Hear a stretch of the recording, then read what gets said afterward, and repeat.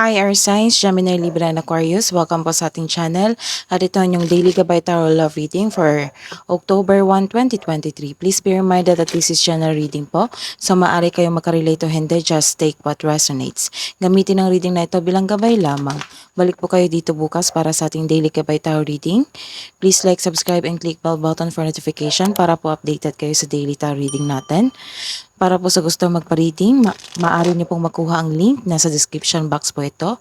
Message niyo lang po ako sa messenger. Maraming salamat po. Spirit guides, ano po ang ganap today para po kay Air Signs, Gemini, Libra, and Aquarius sa mga single po ngayong October 1, 2023. Mag-ingat sa taong narcissist. May gusto ka na tao, baka hindi ka niya gusto or baliktad. Siya lang yung nagkagusto sa'yo, hindi mo siya gusto. You are looking at your pictures.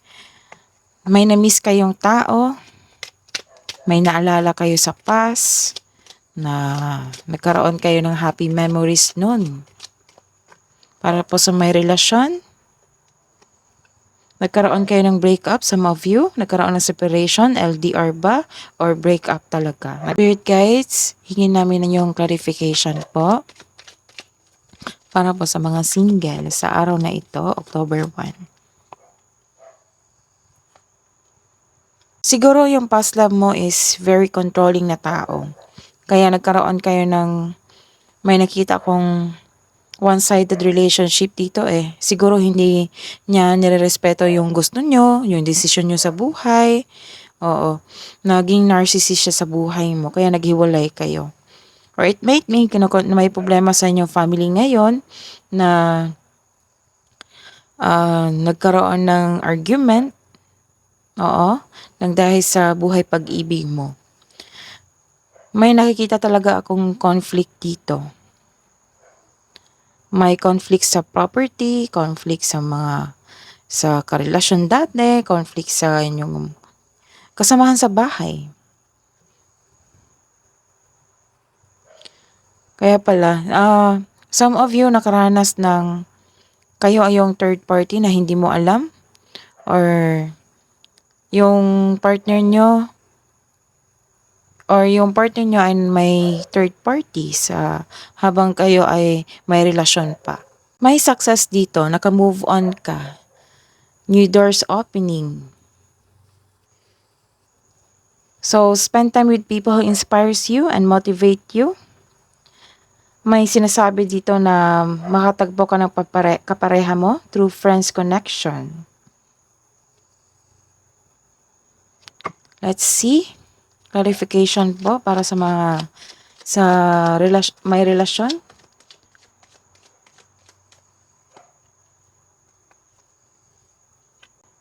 Inspired kayo ngayon. Magaan yung cards dito yung clarification. This may be the past, yung sitwasyon nyo sa past na nagkaroon ng breakup, separation, cool off, or LDR, may silent treatment. Pero nung nagkabalikan kayo, nagkaroon ng engagement. Nagpropose yung isa sa inyo. Nagpropose siya sa iyo kasi na-realize niya na hindi niya kaya na mawala ka. Nagkaroon kasi ng inspiration dito parang nagbo-blooming yung may intensity, nagbo-blooming yung pag-iibigan ninyo. Maaari mong maramdaman ang pagtaas o muling pag-iibigan ng posibleng humantong sa iyo sa pagsisimula ng pamilya. Kaya ganito yung decision nyo.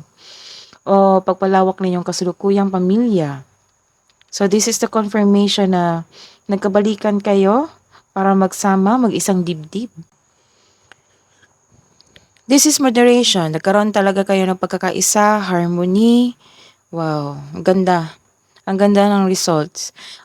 May emotional intense na mangyayari, ang taas ng trust level nyo sa isa't isa. This may lead to the next level sa relasyon nyo. So this is the confirmation na decided na talaga kayo mag-isang dibdib. So this is the confirmation na nag-clarify talaga na this is the past nyo, past event na nangyari. Nagkaroon ng kahiwalayan, pagbalik, nagkaroon ng engagement. Decided na kayo both na mag-isang dibdib. Wow. Ang ganda. Hidden truth. Hidden truth po. Anong iniisip mo? Anong iniisip niya? Spirit guides. I want to be more than friends. So may admirer kayo. Sa may relasyon, I wish things could be different. Self-love po.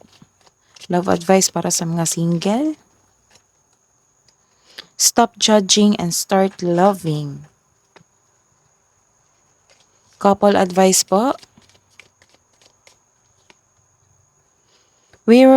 See? Nag-reunite kayo galing sa LDR or naghiwalay kayo before. Reunite with our loved ones over and over again through many different lives. Love advice para sa mga single. Playfulness. Laughter is the best therapy. Have some fun together and remember, love is the greatest healer. Sa may relasyon. Friendship. Nurture the bonds of friendship within your relationship and your love life will dramatically improve. That is your reading today, air signs. Balik po kayo dito bukas.